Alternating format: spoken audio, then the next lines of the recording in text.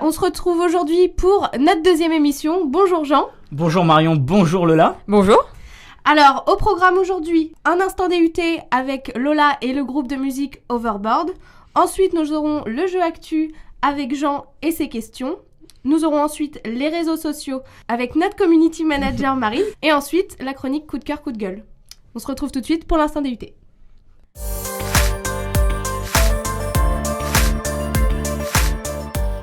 Notre chronique Instant DUT, c'est l'occasion de mettre en valeur les talents des étudiants du Havre et plus principalement ceux du département Infocom. Aujourd'hui, Maxime, un étudiant de première année de notre formation, option pub, nous présente Overboard, un groupe de rock. Pour première question, je vous laisse vous présenter. Donc, je m'appelle Romane, j'ai 17 ans et je suis lycéenne en terminale et je suis chanteuse dans le groupe. Très bien, Mewen, à toi. Je m'appelle Mewen, j'ai 18 ans, je suis guitariste dans le groupe et je fais pas d'études. D'accord. Et du coup, je suis Maxime, j'ai 18 ans, je suis en pub 1 en Infocom et je suis aussi chanteur dans le groupe. Ok, super. Alors, est-ce que l'un de vous peut nous présenter le groupe en quelques mots ? On est parti plus comme un amusement et puis on a évolué vers à faire un album, voilà, à faire des concerts comme ça et c'était pas vraiment prévu au départ quoi. Donc vous faites des concerts, Ouais. Des clips, j'ai vu. Ouais, on a fait un clip. Ouais. Vous avez une chaîne Spotify. Ouais. Très bien. Comment a été créé ce groupe du coup ? Est-ce que vous pouvez nous raconter ? C'était l'année dernière, on se disait que ça aurait été bien de faire un groupe quoi parce qu'on aimait tous ça un peu. Moi je faisais de la guitare, Fred le batteur faisait de la batterie. Ouais. Et Stan le bassiste faisait pas encore d'instrument et du coup il s'est mis à faire de la basse pour qu'on crée un groupe quoi et du coup on a fait ça, on a commencé à faire des petites répètes au SEM voilà et puis après on a évolué, on a acheté de l'équipement et puis on a pu aller chez le bassiste Stan pour faire un studio à nous quoi. D'accord. Voilà. Et toi, comment t'es arrivée dans le groupe du coup ? Moi, c'est parce que je connaissais Stan et du coup, il m'a intégrée au groupe comme chanteuse. Du coup, voilà. Ok, super.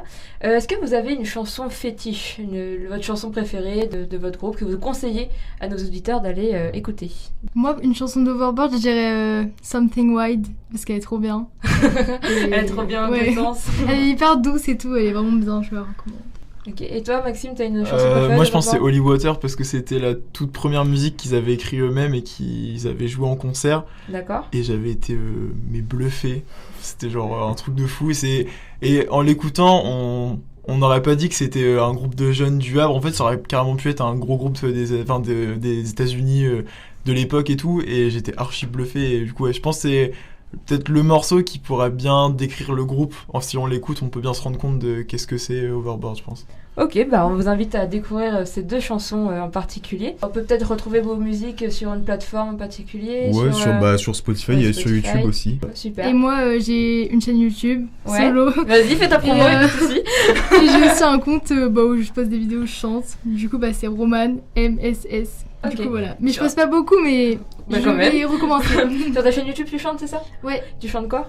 Je chante des chansons plus douces, un peu plus connues. Ok, tu fais des reprises ? Ouais, voilà, je fais des reprises. Puis j'aimerais bien faire mes chansons, mais bon. On espère. Ouais. Pour l'avenir, pour les projets futurs. Bon, on vous remercie beaucoup d'être venus pour cette émission. Merci. On vous invite tous à découvrir Overboard, donc Spotify, YouTube. Et on va vous mettre tout ça dans la description, en bas de la vidéo. Merci beaucoup, Overboard. Merci.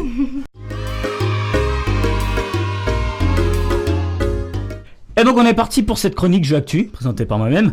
On part sur la première actualité, une actualité qui parle de la mobilité au Havre. Quel est le nouveau projet de la roue libre ? Alors avant que vous me proposiez vos propositions... Qu'est-ce que la roue libre ? Ouais. Qu'est-ce que la roue libre ? Voilà. Oui, s'il te plaît. Alors la roue libre, c'est une association qui œuvre pour la promotion du vélo à travers de nombreuses actions. D'accord. Ok. Donc elle a présenté à des partenaires un projet. Quel est ce projet ? Quel pourrait être ce projet ? Donc en lien avec le vélo, du coup. En lien avec le vélo, en lien avec la promotion pour tous. Ils avaient déjà fait un truc de vélo où tout le monde se rejoignait, là. Je sais qu'ils avaient déjà fait ça début septembre. Une randonnée des vélos ? Oui. Non. C'est un événement, là, ou un nouveau dispositif ? C'est un projet. Non, si je vous dis que c'est pour tout le monde. Tout le monde. Ah, même, par exemple, handicap Oui. D'accord. Des vélos pour personnes à mobilité On réduite. touche la réponse, oui. Ok. C'est la roue va acquérir des vélos adaptés. Oh, trop bien. Pour les gens. Je vous explique le principe parce Ah, que c'est ça peut super, rester ça, par un peu contre. encore flou. Donc elle a présenté à des partenaires son projet d'acquérir des vélos le 18 octobre adaptés. Qui, en fait, c'est un service qui sera proposé au grand public dès le printemps. Donc concernant les objectifs, c'est de présenter les différents services que l'association peut proposer, notamment des vélos adaptés à tout type de handicap, à savoir les personnes qui souffrent de troubles autistiques et même en surpoids. Donc cette association souhaite également travailler avec la sécurité routière afin que la forêt de Montjon, oui, c'est là où se déroulera le début du projet, D'accord. devienne un site privilégié d'apprentissage. Ah, C'est un site oui. immense pour avoir un espace de circulation oui. à prendre en fait. Ok. Donc voilà, c'est apprendre aux jeunes à circuler sur la voie publique et donc concevoir un accompagnement pédagogique. Ok, bah c'est super. Ouais, je trouve que c'est super, c'est une bonne dimension que prend cette association. Mm. On passe tout de suite à la deuxième actualité. Alors là, je pense qu'elle va vous plaire, mais moi, elle m'a plu Ok. en lisant cet article. Ça concerne la culture générale. Voilà, c'est sur la culture générale et notamment la Transat Jacques Vabre qui se passe juste derrière Ouais, juste là. nous. Vous savez que cet événement a lieu du 19 au 27 octobre, a eu lieu, puisqu'à l'heure où Oui, ça a déjà- ça a déjà eu lieu. Question toute simple, pourquoi dit-on bâbord et tribord sur un bateau et non pas à gauche et à droite? Bâbord et tribord. C'est Oui. par rapport aux équipements du bateau. Non. Alors l'étymologie des mots Ouais, vient voilà, de l'ancien néerlandais. D'accord, ok. Bâbord, ça vient de backboard. Quel accent. Yes. Et tribord, ça vient de steerboard. Un indice, Oui, c'est vas-y, par s'il te rapport plaît. au bateau et en fonction des ordres. Je vais peut-être donner un Et peu des- trop d'indices là. Bah En oui, fonction des de- ordres que donne le capitaine. Voilà. Enfin, En fait, c'est pour éviter de se tromper. Parce que si on dit Ah à gauche oui, ou à droite, bah oui. en fonction de comment que t'es positionné sur le bateau, bah ça va pas être la même gauche et la même droite en fait. Donc en fait, c'est pour éviter de se tromper. Selon Philippe Valétou, voilà, c'est un navigateur, ancien pilote du port du Havre et passionné d'histoire maritime, cette appellation supprime toute confusion, notamment pendant les ordres. Voilà, que vous regardiez vers l'avant ou vers l'arrière du bateau, bâbord et tribord resteront toujours du même côté Ah bah oui. du oui, en fait, navire. c'était logique je en fait. savais. Voilà. Je savais absolument pas. D'accord. Voilà, donc ok. un vocabulaire nautique réfléchi finalement. Ok. Oui, On passe tout de suite à cette troisième actualité qui concerne l'économie, si on peut appeler ça comme Ok. ça. Moins drôle. Quelle nouvelle usine en lien avec l'électricité va être construite au Havre? Ah, j'ai entendu parler qu'il allait y avoir Vas-y. beaucoup d'embauches par rapport à ça. Tu as Mais peut-être du la coup, réponse. vu que. Ouais, En lien avec l'électricité, c'est j'ai juste entendu qu'il y peut-être le avait développement durable, un truc comme ça. Développement durable, oui. Ouais, et par rapport à l'écologie. Oui, les éoliennes. les éoliennes. Ouais, j'ai- Voilà, Oh les yes, éoliennes. Ouais. à deux. on- Alors, il va y avoir 750 emplois directs et Ouais, permanents voilà, qui c'est ça, seront c'est créés ça. pour l'ouverture du site Ah bah ça c'est top. prévu Mm. fin 2021. Donc en fait, c'est la construction d'une usine d'éoliennes Siemens Gamesa D'accord. sur le port du Havre. Donc le chantier devrait débuter mi-2020. Ok. Voilà. Bon, bah. Siemens Gamesa C'est espère pas mal. voir le chantier de sa future usine de palmes et nacelles d'éoliennes en mer débuter, comme je l'ai dit, d'ici 2020. Et l'entreprise anticipe déjà ses recrutements, comme je l'ai dit, voilà. 750 Donc- emplois proposés. On a déjà une adresse pour les candidatures. Il suffit de vous intéresser, de regarder sur Internet pour proposer vos candidatures si vous êtes intéressé. Ok. Voilà. Super, ok. C'en est tout pour cette chronique Jeux Actu, Actu. présentée par moi-même. Et on passe tout de suite avec la chronique Que s'est-il passé sur nos réseaux avec Marine. Marine, on se retrouve donc pour ta chronique Que s'est-il passé sur nos réseaux. Qu'est-ce que tu nous proposes pendant cette émission? Alors aujourd'hui, je vais parler des youtubeurs et influenceurs en général qui partagent le positif. Donc récemment, je ne sais pas si vous avez vu, mais il y a une vague de positif sur les réseaux sociaux avec la youtubeuse Purio Mansoul qui parle de sujets de société, donc par exemple le féminisme, l'écologie ou encore la discrimination. La youtubeuse Darin Taya qui parle de sujets tranchés autour de la discrimination et qui parle de son avis face à ça. La youtubeuse Lena Situation qui, avec son slogan culte, prône le plus égale plus, donc le positif attire le positif, donc si vous faites quelque chose de positif vous reviendra. La youtubeuse My Better Self, donc qui a un hashtag pour démontrer que le corps parfait n'existe pas, donc ça s'appelle hashtag on veut du vrai.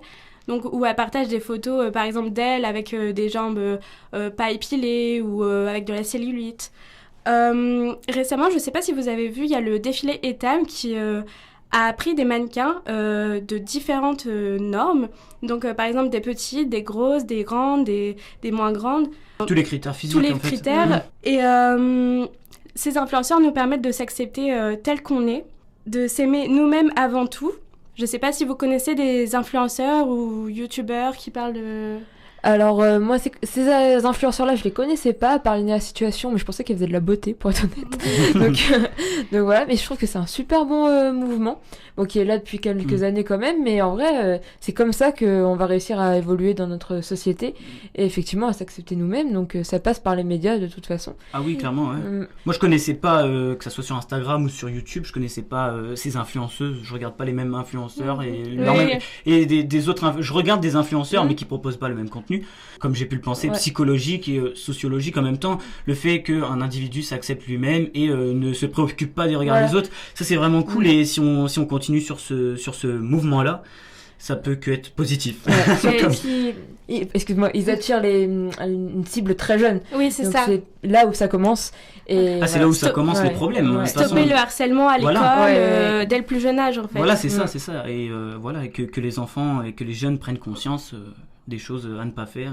Tout à fait. Ça peut toucher autant un public très jeune qu'un public plus vieux, mais qui a encore des complexes ou... bien sûr, je pense que des complexes, on peut en avoir jusqu'à la fin de notre vie. De toute façon, on en aura toujours des complexes, au fond. Et on en a tous. Mais on peut apprendre à les gérer et justement à s'adapter en fonction de... Eh ben merci Marine pour ta chronique, très intéressante. Et maintenant, on passe tout de suite à la chronique coup de cœur, coup de gueule.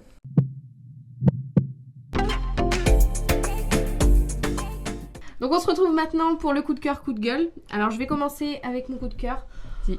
Honnêtement, le film Joker. Je sais pas si vous l'avez vu, mais on l'a vu. Je l'ai vu. Terrible, vraiment. L'acteur principal, un sucre. Clairement, il joue tellement bien son rôle. Bon, malheureusement, j'avais jamais vu les autres Jokers. Donc je savais juste vaguement à quoi les personnages ressemblaient et quel était un peu leur état d'esprit. Mais du coup, grâce au film, j'ai carrément mieux compris...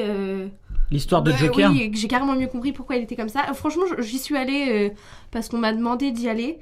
Et j'étais pas emballée. Et au final, je suis ressortie vraiment...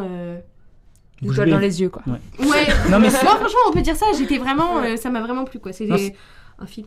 Ouais, c'est vrai que Joaquin Phoenix, l'acteur, tout au long du film, on accroche à son personnage. Ouais, c'est une performance d'acteur. Et à la fin, limite, voilà, une performance d'acteur. Et à la fin, limite, on voit que par lui, on l'aime en fait. Pourtant, le Joker pourrait être assimilé à un personnage mauvais. Dans les... il est un personnage mauvais. Non, c'est un personnage mauvais. Parce que ennemi principal de Batman, mais on s'y attache tout au long du film. Puis du coup, on comprend le dénouement, on voit pourquoi il a de la rancœur, pourquoi il a de la rancœur aussi envers Batman, etc. Enfin, franchement, pépite. Et puis même les graphismes. Les couleurs dans le film. Todd Phillips a bien réussi son coup, on va dire. Ah, clairement. Tarantino, c'était un film d'atmosphère, et là, pour moi, c'est juste un film de personnage. Et c'est... Tout est misé sur lui, en fait. Et il joue à merveille. Voilà. Donc, voici mon coup de cœur. On comprend. Et on passe au coup de gueule de Lola. Alors oui, moi c'est un petit coup de gueule. Donc en fait j'attendais avec impatience, je pense comme beaucoup d'entre nous, la sortie de Mario Kart sur nos téléphones. Je fais trop bien, on va pouvoir jouer à Mario Kart dans le bus. Oui, ça a été un gros buzz. Donc je l'ai tout de suite téléchargé, bien sûr. Et j'ai été déçue. Je suis un peu tout le temps déçue là. Parce qu'en fait on peut pas jouer en multijoueur. Et donc au final je trouve que tu t'ennuies assez vite. Donc t'as pu... Je comprends. Si c'est pour jouer seul, sur son téléphone, t'as vite fait le tour du jeu en fait. Après, ça va peut-être venir, mais là pour l'instant tu peux pas jouer en multijoueur et donc tu t'ennuies assez vite. Et pour moi c'est l'intérêt de Mario Kart en fait, c'est de jouer avec ses amis. Oui, clairement, le partage. Moi je pensais que dans le bus et tout on pourrait jouer à plusieurs ou je sais pas, en cours on s'ennuie, on se fait une petite partie de Mario Kart. Il va devenir payant. Il va devenir payant. Oh là là là Je là sais là pas si là tu là. savais. Non, je Ouais. savais pas. Ouais, bah forcément, un jeu, Ouais, donc là, ils vont pas le laisser gratuit, non. Bon, J'ai entendu dire qu'il On allait verra payer. si c'est un tox ou une vérité. Mais bon, voilà, du coup, grosse déception sur cet événement quand même attendu par, je pense, notre génération, on attendait ça quand même. Mais après, à voir comment ça se développe, hein, c'est le début, ça vient de sortir. Oui, voilà. Donc, c'en est tout pour cette Ouais, chronique. voilà, c'était un cœur, petit coup de gueule rapide. Ok, et bah c'est déjà terminé, voilà. Cette émission touche à sa fin. Ouais. Justement, on remercie du coup au groupe Overboard d'avoir Ouais. participé à cette émission, d'avoir partagé leur hobby. On remercie aussi à tous les chroniqueurs d'avoir fait part de leur chronique. Et voilà, on remercie aussi à moi, enfin je me remercie en tant qu'animateur, mais aussi à Marion d'avoir animé cette émission. On se retrouve très prochainement pour une nouvelle émission. À très bientôt. Allez, salut. Salut. On refait la conclue ou non? Moi, je la trouvais très bien. Elle est bien.